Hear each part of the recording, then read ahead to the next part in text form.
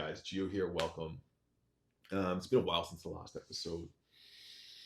Just don't want to force recording them. Lots of things happening. Like about to do one. Life gets in the way. Maybe it's gonna become more of a monthly thing. Who knows? I've also been considering like bringing on guests, really cool, interesting people. But yeah, a lot of things have been happening um, since the last time we spoke. So I'm going to go through it, went to some cool events, and going to share some insights and takeaways from there. Hopefully they're helpful for you and some really cool insights in my own life. Um, yeah, so where should we start? Uh, I guess we'll go back a few weeks to a ceremony I got invited to. And a friend of mine had a vision when we were in Costa Rica about bringing a shaman to Canada, or inviting one, and what that would look like, and it manifested an actual ceremony. It wasn't the shaman or the way he had envisioned it, but would end up connecting with a friend that I hadn't connected with for a while. And basically, yeah, he's like, hey, why don't you come? There's someone in town, small, intimate, 4 or 5 people. And I went to a ceremony that this friend had held years back. And I brought my guitar. This was at the time where I was just kind of opening a new business. I was kind of really stressed out.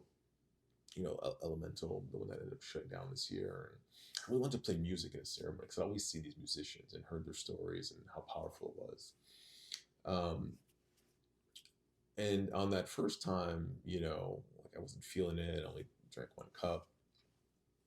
And I finally got asked to play at the end, and I was tired. And I just like, no, I was a little bit disappointed. I really didn't get to play.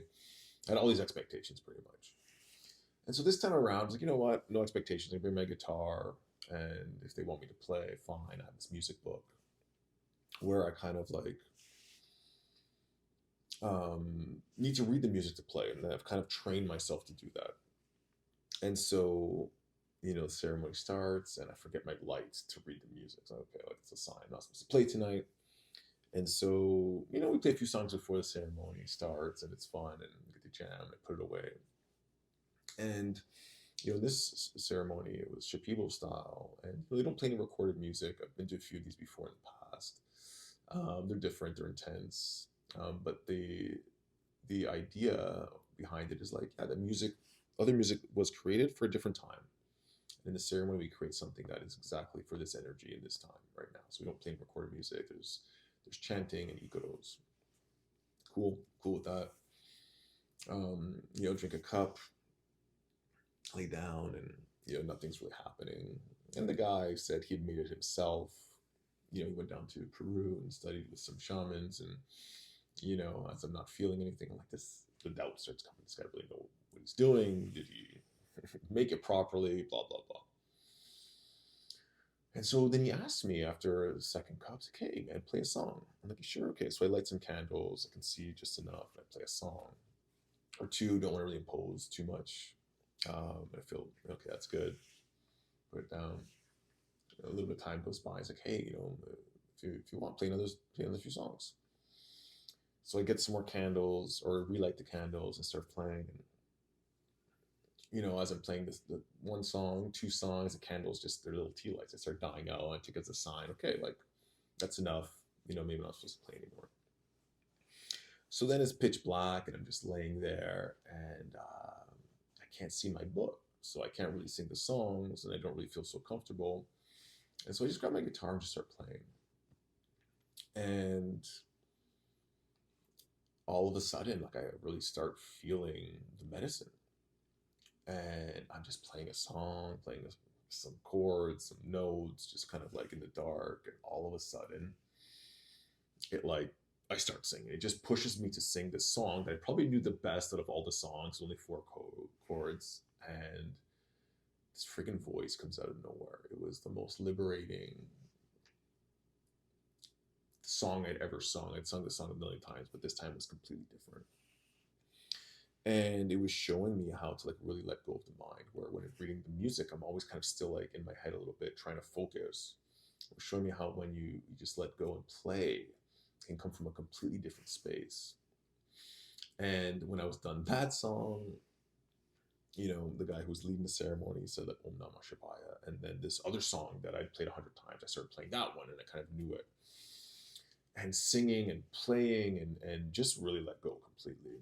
And what happened in that moment was incredible, because it was like a dance between me and the other people, person leading. It was like a perfect synchronization with the whole experience. And it was like, okay, like you need to really start learning the songs, memorizing them, so that you don't have to think about that. It's the same thing that I teach in breath work. Memorize the process so that you can be fully present in it, versus trying to think about what I gotta say and what I gotta do, because that energy is not in the right vibration. When we speak, when we share, it's encoded as a vibration, and when we're too much in our head, then we're not sharing with that authentic frequency and vibration. So it was amazing. It was amazing how the medicine kind of took it away from me, and then kind of pushed me, gently nudged me into like going outside my comfort zone and just letting go completely and see what happens. And it's such a metaphor in life. We get into analysis paralysis, and the difference between analysis paralysis and overthinking, and like just going out into that space and challenging, your fears or your insecurities, and allowing you to grow. What was the worst that can happen? I screwed up, forgot the words, maybe just like made it up. And what ended up happening was I started making up words, and I started singing, and like I was being guided in a way from something beyond myself, great spirit, the creator, me as a part of that. And the more I kind of drop into this space, the more I see synchronicity. And it's not because it wasn't there, it's because I'm clearing the noise. Like I said, I closed one business this year, it's creating a lot of noise, and starting to get really back into that routine, the meditation, going to the gym, like all these things I knew I should have been doing, but I had the excuse I was too busy and didn't have time to do. And I kind of fell into this trap of like not being able to do anything, because I always felt like there's so much to do. There's always going to be a million things to do. I couldn't go for lunch. I couldn't go play golf. I couldn't just go to do something that I wanted to do, because there was this never-ending to-do list. Do you guys have a never-ending to-do list? I'm sure we all have a never-ending to-do list. It's okay. Like I need to start putting myself first a little bit more. And so I decided to do a fast. I started a 3-day juice fast, followed by 3 or 4 days of water fasting. And it brought me back to that space of clarity that I hadn't had for a long time. I did a fast earlier this year, just 3 days juice fast, but it was when I got into the water where it really started seeing that synchronicity and that intuition kind of like light up. And so I go to this Mose event just that week. I see Moses in Toronto, and we're working on a music collaboration with Elemental Rhythm. And one of the artists that was there was actually one of the tracks I had chosen to work into this experience, was this guy Franco Hecke. And I'd never met him before, and I saw the name and I recognized it. So I went there on the fast. By the time I got there, I'd met up with some friends before. By the time I got there, I was like, oh man, like I don't know if I can make this. I was tired, just like 3 days, 6 days into a fast, and I drank some of the cacao. And the energy in this place was insane. Like it was basically an ecstatic dance party with cacao, and I'd never seen that energy level that high in a place where there's no alcohol, no drugs, and people just like dancing. And so halfway through the night, I turned and Frank was beside me, and I explained to him, introduced myself, tell him what's going on. And he's like, yeah, awesome. That's so cool. Glad to be a part of it. Excited, you know. Um, and I really wanted to kind of connect with Mose. We'd spoken a few times. So I'm just there, and I just start to see, like when I get there, I see someone that I connected with someone else years ago and saw this relationship that they had. And I was like, hey, like, how you guys doing? And turn around, see this person, turn around, see that person. Just like all these people I'd met. And someone said, oh, your friend Wes is here, one of the guys that's part of our one of our facilitators. And there's a lot of the facilitators in the community there, just connecting after not seeing them for a long time. And so kind of keeping an eye out to see Wes, and just really kind of excited about all these synchronicities that are already happening. And I see Wes in the middle of dance when I go there, and I'm like, hey brother, how's it going? And yeah, just telling him how like about all these crazy synchronicities that are happening. And in that moment, I kind of see this girl that had been at a few breathworks at festivals, and she comes up to me, she's like, Gio, oh my God, I gotta tell you, like, thank you, you changed my life. And I'm like, yeah, really? Like, what? Tell me about it. It's like, yeah, I did this breathwork at a festival a year ago, and it kind of opened something within me, set me on this path. And then when you did the breathwork at Sonic Springs, um, something else shifted. And so at Sonic Springs, I think I shared this in a previous podcast, like right before the experience started, I had this memory of being at a music festival in Panama where Ali Farani played this song.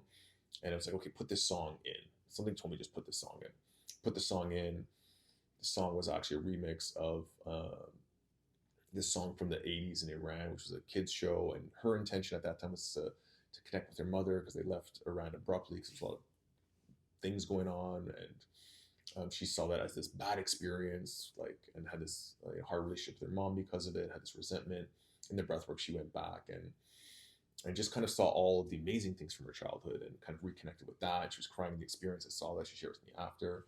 And then here on the dance floor, she told me she's quitting her job, she's going traveling, like all these crazy changes. And I was just like, oh my God. Like for all those things to kind of happen and to connect in that way with different people was amazing.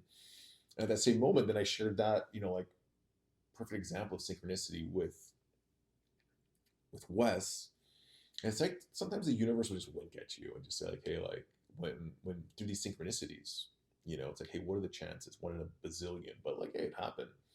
And this is kind of the magic of life, right? Being aware of these synchronicities. And then as we're laying there in the final closing ceremony, Darren Austin Hall did a sound bath, and then Franco got on and played the guitar. He played this acoustic song. And through this experience that I'm trying to create, with Mose, there was a missing piece at the end. I just didn't feel like it was complete. And I was like, oh, that's the song we need to close this whole experience off. And I got to go chat with Mose and Franco after, and they're like 100%, yeah, let's throw it in there. And I left there just like in awe again, like when you can start seeing the synchronicities in life and tapping into them and believing in them and letting go of like the construct of how things need to happen and what how things should be, it just completely changes the whole dynamic of life in the most amazing way. So,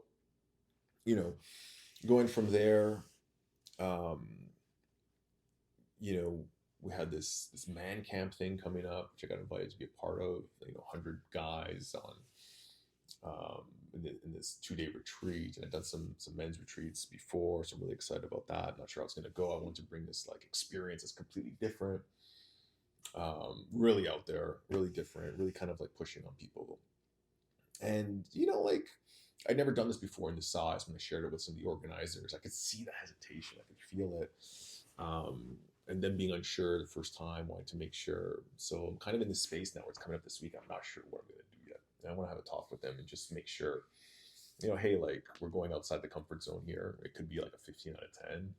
Could kind of like not be exactly how we envision it. I think it's going to work regardless, but I'm just afraid of doing like breath work in the fall, early in the morning, damp, cold, laying down. Like I'm just not sure. So I'm trying to kind of like feel into that.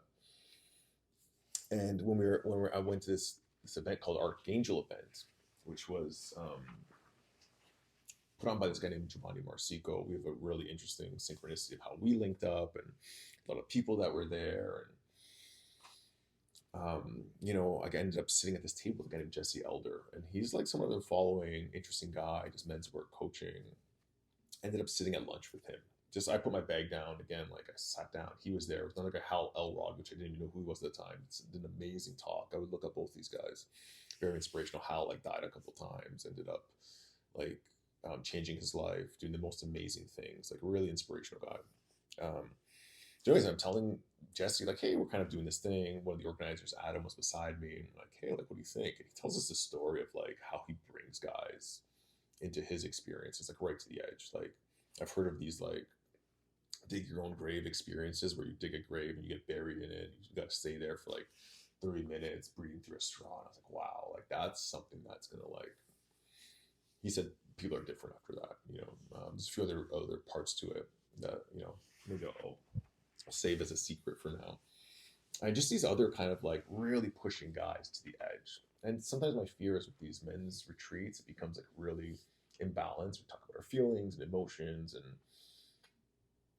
um, and there's no that edgy kind of masculine adrenaline, testosterone kind of filled part of it, right? Because I think it's both. Being a man is important to be a leader, a protector, to be able to touch in with the emotions that are uncomfortable. Because transformation is that. It's like not bearing them, not hiding them, being able to touch both sides and come to some sort of kind of balance, right? But if we don't process the emotions, the anger, the fear, the guilt, the shame, the resentment, all those things, they kind of get buried underneath.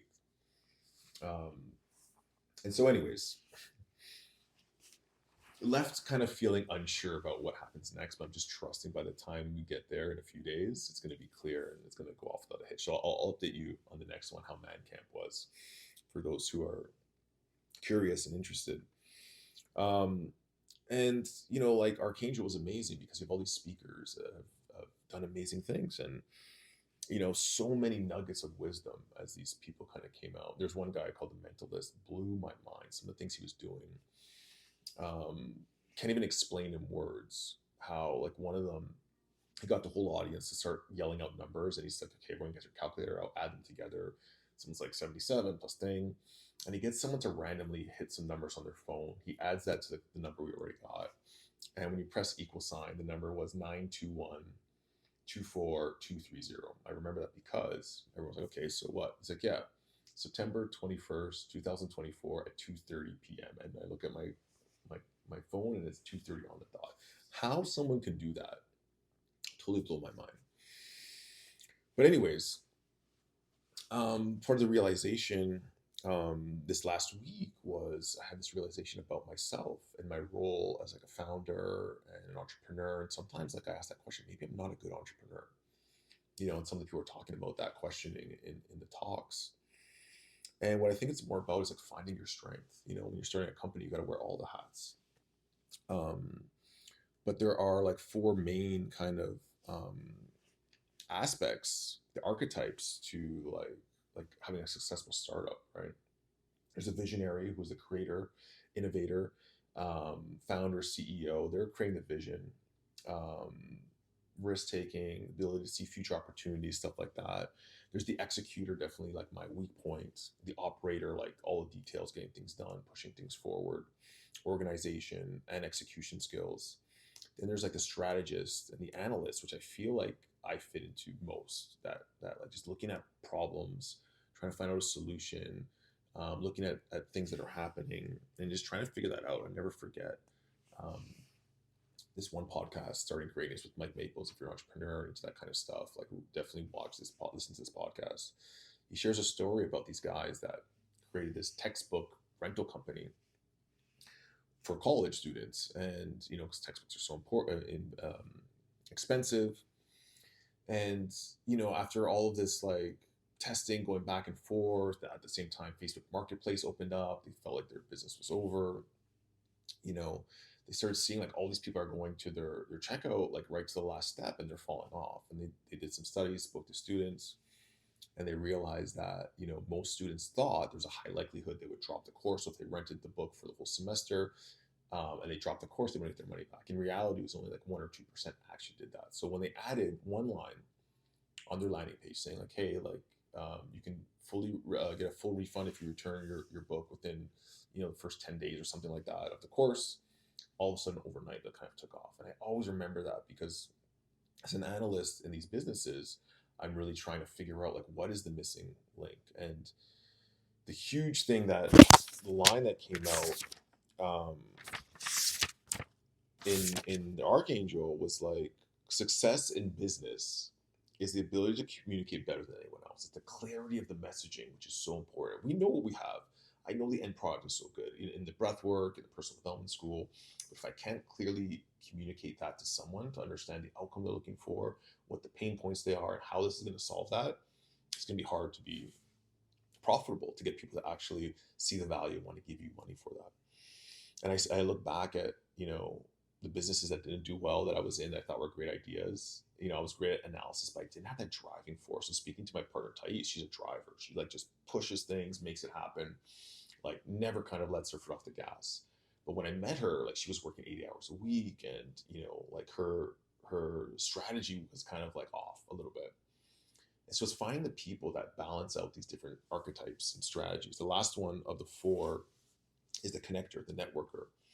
And that person also like creates opportunities. So, I'm pretty good at some of them, but my main one is like the analyst, right? Second would probably be the connector and networker, finding the right people.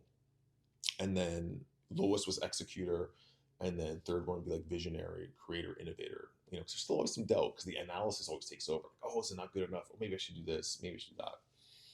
So finding those people that can support those, that can help you kind of bring it together, is key on a successful business. And now I see like where I need to make those pivots and change, and where in the past it hasn't worked. And another big thing that from the event was in business, um, there's no failing really. You win or you learn, right? When you start seeing as failure, you get to victim, you start doubting yourself. But really, when you look at it, you either win because something happens where you're doing well, you're creating an impact, you're making a profit, or you learn something. It's important that if you had failed sometimes, or you believe you failed, go back and try to look at what did I learn from that experience? What are the lessons? What are the things that I can learn to do better and grow from this experience? And so I went back and reflected a lot on that this last week. What have I learned? And tying it all back together, I'll share some more of the cool quotes that came out. But synchronicity is important, to see the things, to get the winks, to kind of be in the right place at the right time, to hear all these things. But then the big thing is like implementing and executing some of those things. And right now I feel like I have a list of all these things I want to do after this event, after all the things I've learned. Let's say, okay, like how do we figure out where the starting point is? What's the most important? I'm writing a book right now. I have all this like content to create. I want to make these podcasts. I want to dial in our clarity of all our marketing messages.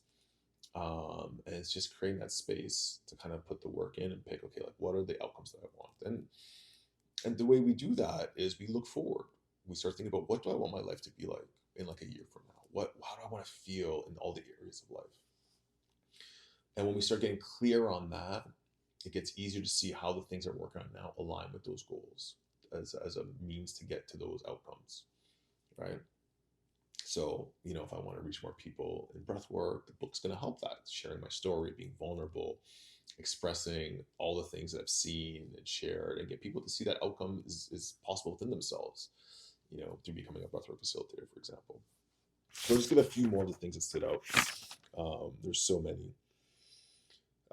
Someone shared this great quote is, "Don't let school get in the way of your education," by Mark Twain. I love that quote. Education, I think, is all experience. It's going out and doing it. School is very like theory based, but we have to learn through experience in life, and find the things we're passionate about. I think school really just sets us up to be kind of part of the machine. I think Jim Quick said this one: "With great power comes great responsibility." That's a quote that's kind of cliche, but when you take responsibility, you can attain great power. And I think that's the key, is taking responsibility, stop being a victim, knowing that you have the power to choose at any time to change your life. And the whole thing of the Archangel Man was change your story, change your destiny. Okay. And what they were saying, which I agree, is you want to surround yourself with people that um, believe in your new story and not your old story. And I see this so many times. It's so hard to change people's opinion of you from your past. You can prove it by just working for it, or just not caring anymore and just living that new story of yourself. But you want to surround yourself with people that believe in that story, that see you, that want to support you, that want to see you win and thrive. Okay. Another great one: worrying is a tax and a debt you may never pay. I love that one. We worry so much about things that never happen that it ends up, we're paying for it all the time. When you don't take action, you can't win or learn. So that thing like win or learn, if you're just staying in your comfort zone and not pushing outside of it, you can't win or learn ever. This one I love so much. So we set these goals, these lofty goals, and it's not about so much achieving the goal. It's not as important as the person you become trying to achieve it. So you set this goal. I think it was Hal Elrod that might have said this one, where we set these goals and we try to get there and we come short, we give up. No, we become someone as we try to achieve these goals, as we work hard. And, I think he also said, it takes 10 years to be an overnight success. It's like the bamboo story, that you plant those seeds, you water them for 5 years, all of a sudden, in a few weeks, they just shoot up 20 feet. And that's what I think is a great metaphor for life. You put in all this work so that one day you become an overnight success. Another one, when you're seeking the approval of the few, you can't impact the many. And sometimes we have a few people in our lives that we're really trying to prove things to, like our parents, siblings, community. And when we're striving too much on that, we can't help the many because we're kind of locked in this fear or this belief about ourselves. And also come back to clarity of message. If people don't know why it matters to you, it's not going to matter to them. So we have to be clear on why anything we're doing is so important to us, the why behind what we're doing.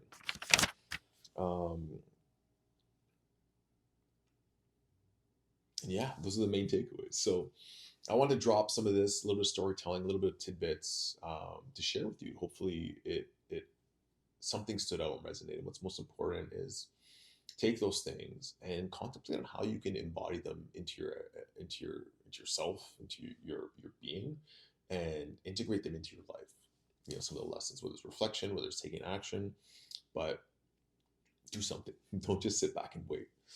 Life is way too short. So love you. Thank you for listening, Gio. I'll have an update after Man Camp, let you know how it goes, what we decide to do. And if you like this, share it. Or send me a comment. I'd love to hear feedback from you guys. Elemental Geo on Instagram. Let me know what you thought of this episode.